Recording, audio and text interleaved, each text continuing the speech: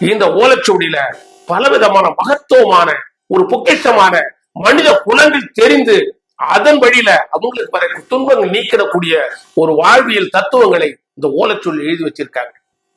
ஆகையினால்தான் மனித குலங்கள் எப்ப இந்த ஓலைச்சுவடியை பார்க்கணுங்கிற வாய்ப்பும் நேரமும் காலமும் ஏற்படுகிறதோ அந்த நேரத்தை தேடி வர முடியும். எந்த ஒரு விஷயத்தையும் குற்றமும் குறையும் சொல்லி கொண்டிருக்கிற இந்த காலகட்டத்துல மனிதர்கள் யாருமே எந்த ஒரு விஷயமாக இருந்தாலும் கூட யாருமே ஏதாவது ஒரு விதத்துல பாதிக்கப்பட்டுக்கிட்டே இருப்பாங்க. அதனால நம்ம இப்படியாக இருக்குமோ, யாராவது இப்படி பண்ணிருப்பாங்களோ, நமக்கு இப்படிப்பட்ட ஒரு சூழ்நிலை ஏற்பட்டிருக்குமோ ஒரு பயமும் அச்சமும் கலந்துருக்கும். என்ன காரணம்? உயிர் பயமும் பொருள் செல்வங்கள் தான் ஒரு மனிதன் நிர்மாணிக்கிறது. அப்ப உயிர் ஆசையும் இல்லாம எவனுமே இருக்க மாட்டான், பொருள் ஆசை இல்லாத எவனுமே இருக்க மாட்டான்.